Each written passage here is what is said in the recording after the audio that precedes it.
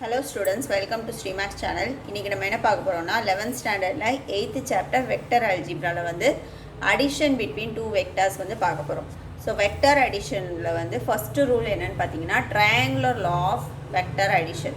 So triangular law of vector addition அப்படினா ரெண்டு separate vectors வந்து நம்ம add பண்ணும்போது அத வந்து triangle shapeல வந்து நம்ம அரேஞ்ச் பண்ணா அதாவது two sides of the triangle arrange பண்ணோம்னா நம்மளுடைய addition of two vectors வந்து the third side of the vector addition வந்து the third side of the triangle இருக்கும். ஸோ அந்த ரெண்டு வெக்டர்ஸ் எப்படி அரேஞ்ச் பண்ணணும்னு பார்த்தீங்கன்னா இந்த டெயில் மேலே இந்த ஹெட் வர மாதிரி நீங்கள் அரேஞ்ச் பண்ணணும். அந்த டைரெக்ஷனில் வந்து கொடுத்துருந்தாங்க அப்படின்னா அந்த டெயில் மேலே ஹெட் வர மாதிரி கொடுத்துருந்தாங்க அப்படின்னா நம்ம ட்ரையாங்குலர் லா ஆஃப் அடிஷனை வந்து யூஸ் பண்ணால் கொடுத்துருக்குற ரெண்டு வெக்டார்ஸும் வந்து two sides of the triangles, answer வந்து third side of the triangle.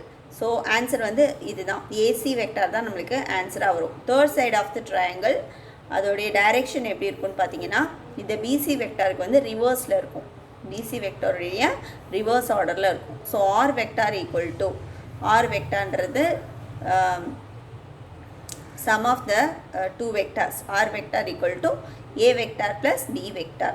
So sum of the two sides of the triangle, sum of the sides of the triangle equal to the vector addition வந்து third side of the triangle. எப்பவுமே நம்ம vector addition வந்து ஜியோமெட்ரிக்கலாக தான் பண்ண முடியும். So அதனால தான் இந்த ஜியோமெட்ரிக்கல் ரெப்ரசன்டேஷனில் பண்ணியிருக்கோம். ஸோ இது வந்து AB vector plus BC vector equal to AC vector. Resultant vector should be the reverse side of the sum of the two vectors. reverse orderல தான் இருக்கும். ஸோ அடுத்த ரூல் வந்து என்னன்னு பார்த்தீங்கன்னா parallelogram law of addition. So parallelogram law of additionல ரெண்டு adjacent sidesல வந்து நம்ம என்ன பண்ணுவோம், அந்த வெக்டார்ஸை வந்து அரேஞ்ச் பண்ணிப்போம். கொடுத்துருக்க ரெண்டு வெக்டார்ஸை வந்து adjacent sides of the parallelogram வந்து நம்ம அரேஞ்ச் பண்ணிட்டா வெக்டார் அடிஷன் எப்படி இருக்கும்னு பார்த்தீங்கன்னா diagonal of the parallelogram இருக்கும். ஒன்று இந்த ரெண்டு அட்ஜசன்ட் சைடு இல்லைன்னா இந்த ரெண்டு அட்ஜசன்ட் சைடாக இருக்கும். ஸோ அந்த ரெண்டு அட்ஜசன்ட் சைடு வந்து எப்படி அரேஞ்ச் பண்ணணும்னா நடுவில் ஒரு காமன் பாயிண்ட் இருக்கிற மாதிரி நம்ம அரேஞ்ச் பண்ணணும். ஸோ ஹெட் ஆஃப் த வெக்டாரும் ஹெட் ஆஃப் த வெக்டாரையும் ஜாயின் பண்ணி அரேஞ்ச் பண்ணணும். அப்போ தான் நம்மளுக்கு வந்து ரிசல்டன்ட் வெக்டார் வந்து டயகனலில் கிடைக்கும். So P vector plus Q vector equal to R vector. So parallelogram வந்து ஆப்போசிட் சைட்ஸ் வந்து ஈக்குவலாகவும் பேரலாகவும் இருக்கும். ஸோ எந்த ரெண்டு அட்ஜசன்ட் சைட் ஆஃப் த வெக்டார்ஸையும் ஆட் பண்ணோம் அப்படின்னா நம்மளுக்கு வந்து ரிசல்டன்ட் வெக்டார் வந்து டயகனல் ஆஃப் த பேரலோகிராமாக இருக்கும். So P vector plus Q vector அப்படின்றது வந்து sum of the adjacent side of the parallelogram. Answer வந்து ரிசல்டன்ட் வெக்டார் வந்து diagonal of the parallelogram. So OA vector plus OB vector வந்து answer வந்து OC vector. அடுத்து இன்னொரு இப்போ ரெண்டு வெக்டார்ஸ் ஆட் பண்ணது பார்த்துட்டோம். இப்போ இதே வந்து மோர் தென் டூ வெக்டார்ஸ் கொடுத்து ஆட் பண்ண சொல்லியிருந்தாங்க அப்படின்னா நம்ம பாலிகன் லா ஆஃப் அடிஷன் வந்து யூஸ் பண்ணுறோம். So polygon law of addition அப்படின்றது இந்த வெக்டார்ஸை வந்து அட்ஜசன்ட் சைட்ஸில் வந்து நம்ம அரேஞ்ச் பண்ணிக்கிறோம். ஸோ ஒரு டெயில் மேலே ஒரு ஹெட் வர மாதிரி நம்ம அரேஞ்ச் பண்ணிக்கிறோம். ஸோ இப்போ இப்படி அரேஞ்ச் பண்ணிக்கிட்டே வந்தோம் அப்படின்னா இந்த அட்ஜசன்ட் சைட்ஸ் எல்லாத்தையும் ஆட் பண்ணிக்கிட்டே வரணும். இதோட வெக்டர் அடிஷன் எப்படி இருக்கும்னு பார்த்தீங்கன்னா sum of the adjacent sides of the polygon in the same order, அதே கொடுத்துருக்க அதே ஆர்டரில் நம்ம அரேஞ்ச் பண்ணிக்கலாம். Same order equal to the closing side. இதுதான் இந்த லாஸ்ட் வெக்டார் பார்த்தீங்களா, அதான் closing side of the vector equal to closing side of the polygon taken இந்த ஆப்போசிட் ஆர்டர். இது வந்து ஆப்போசிட் ஆர்டரில் வந்து நம்மளுக்கு இருக்கும். ஈக்குவல் டு ஓஎன் வெக்டாராக இருக்கும். Okay vector plus KL vector plus LM vector plus MN vector equal to ON vector. So அதுதான் நம்ம A vector plus B vector plus C vector plus D vector equal to R vector. Resultant vector வந்து the closing side of the vector equal to the closing side of the polygon in the opposite order. இது வந்து vector அடிஷனில் பார்த்தோம். அடுத்தது வந்து vector subtraction, difference between two vectors. difference between two vectors அப்படின்றது வந்து ஒரு vector வந்து இந்த ரெண்டும் ஆப்போசிட் டைரெக்ஷனில் போகுது, ரிவர்ஸ் ஆர்டரில் போகும். ஒன்று ஏ வெக்டார், இது வந்து மைனஸ் பி வெக்டார். இது ரெண்டையும் ஆட் பண்ணுறது தான் நம்ம வந்து சப்ராக்ஷன் ஆஃப் த வெக்டார். ரெண்டு ஆப்போசிட் வெக்டார்ஸை நம்ம ஆட் பண்ணுறோம் அப்படின்னா அதுதான் வந்து difference of the vectors. So A vector minus B vector, A vector minus B vector அப்படின்றது வந்து sum of the two vectors, one should be in the reverse order. இது வந்து difference of the two vectorsன்றது வந்து sum of the two vectors தான்.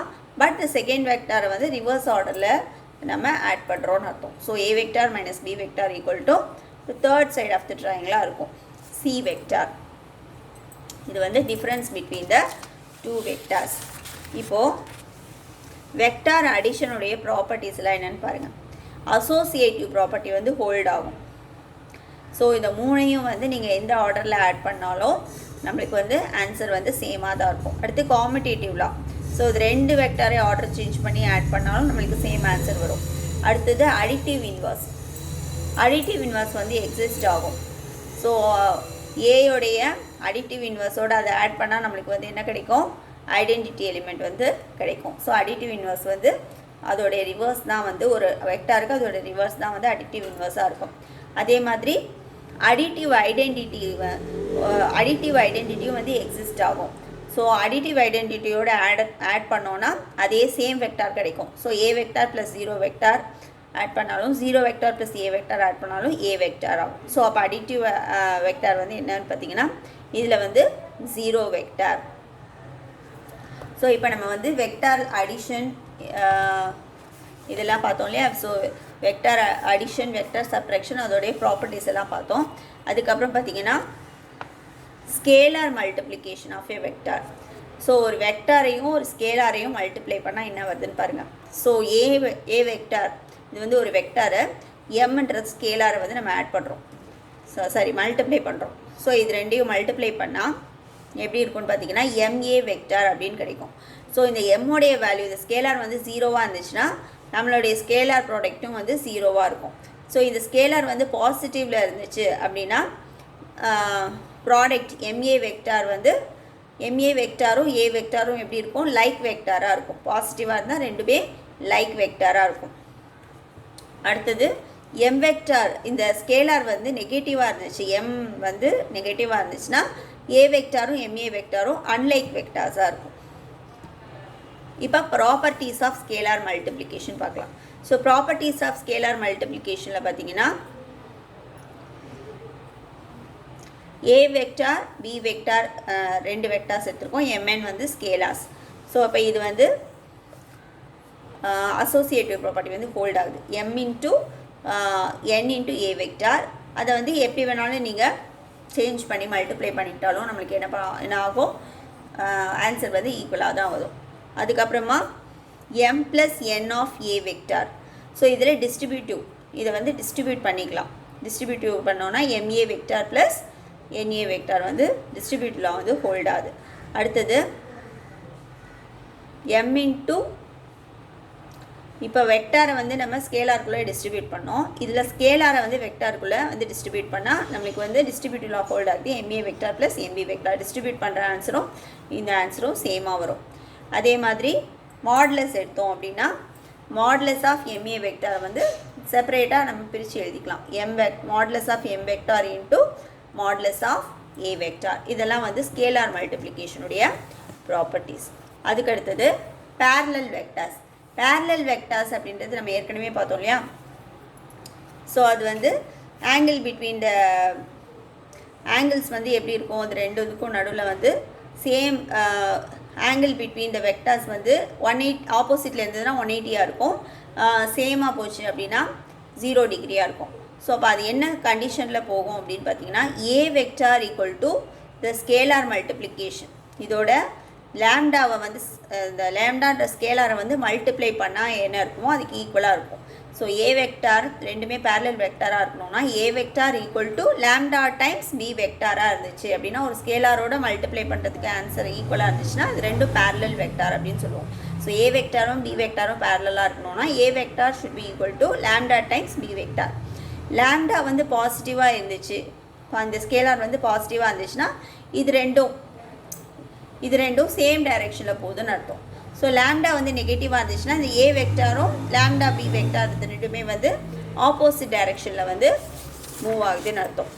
அடுத்தது position vectors. Position vector அப்படின்றது என்னன்னு பார்த்தீங்கன்னா ஆரிஜின், ஒரு ஆரிஜின்லேருந்து எனி பாயிண்ட், அந்த ஃபஸ்ட் பாயிண்ட் வந்து ஆரிஜினில் தான் ஸ்டார்ட் ஆகும், இனிஷியல் பாயிண்ட் வந்து ஆரிஜினில் ஸ்டார்ட் ஆகும், டெர்மினல் பாயிண்ட் வந்து ஏதோ ஒரு பிளேன்லேயோ ஸ்பேஸ்லேயோ இருக்கிற மாதிரி இருந்துச்சு அப்படின்னா பொசிஷன் வெக்டார். அதாவது ஆரிஜின்லேருந்து ஸ்டார்ட் ஆகிற எல்லா வெக்டர்ஸுமே நம்ம வந்து பொசிஷன் வெக்டார் அப்படின்னு சொல்லுவோம். Specify the position of the certain body. Position vector வந்து எதுக்கு யூஸ் ஆகுதுன்னா இது வந்து ஒரு எந்த ஏதாவது ஒரு மூவிங் பாடியோடைய பொசிஷனை வந்து ரெப்ரசன்ட் பண்ணுறதுக்கு யூஸ் ஆகுது. It is measured from the origin. So ஆரிஜின்லேருந்து வந்து நம்ம இந்த பொசிஷன் வெக்டாரை வந்து மெஷர் பண்ணிப்போம். ஸோ சர்டன் பாடியோடைய பொசிஷனை வந்து ஸ்பெசிஃபை பண்ணுறதுக்கு யூஸ் ஆகுது. இதை வந்து பொசிஷன் வெக்டாரை வந்து ஆரிஜின்லேருந்து நம்ம மெஷர் பண்ணுவோம், ஏன்னா இது ஆரிஜின் தான் இதோடைய ஸ்டார்டிங் பாயிண்ட். அடுத்தது டிஸ்பிளேஸ்மெண்ட் வெக்டார். டிஸ்பிளேஸ்மெண்ட் வெக்டார் அப்படின்றது வந்து the change in the position of the vector. இந்த பொசிஷன் வெக்டார் வந்து சேஞ்ச் ஆகுது இல்லையா, ஒரு பிளேஸ்லேருந்து இன்னொரு பிளேஸ்க்கு வந்து சேஞ்ச் ஆகுது அப்படின்னா அதுதான் வந்து அதோடைய displacement vector. So vector distance between the initial point and the final point. அதாவது இதோடைய டிஸ்டன்ஸ் இனிஷியல் பாயிண்ட்டும் ஃபைனல் பாயிண்டோடைய டிஃப்ரென்ஸை வந்து ஃபைண்ட் அவுட் பண்ணோம் அப்படின்னா அதுதான் வந்து டிஸ்பிளேஸ்மெண்ட் வெக்டார். டிஸ்டன்ஸ்ன்றது வந்து ரெண்டோடைய டிஃப்ரென்ஸ், இதுதான் வந்து டிஸ்பிளேஸ்மெண்ட் வெக்டார். ஸோ இதோட இந்த இன்ட்ரொடக்ஷன் வீடியோ முடியுது. இதோடைய கண்டினியூஷனை வந்து நம்ம நெக்ஸ்ட் வீடியோவில் பார்க்கலாம். இந்த வீடியோ உங்களுக்கு பிடிச்சிருந்ததுன்னா லைக் பண்ணுங்கள், ஷேர் பண்ணுங்கள், சேனலை சப்ஸ்கிரைப் பண்ணுங்கள். அப்போ தான் நாங்கள் கண்டினியூஸாக போடுற வீடியோஸ் வந்து உங்களுக்கு ஃபஸ்ட்டு அப்டேட் ஆகும். தேங்க்யூ.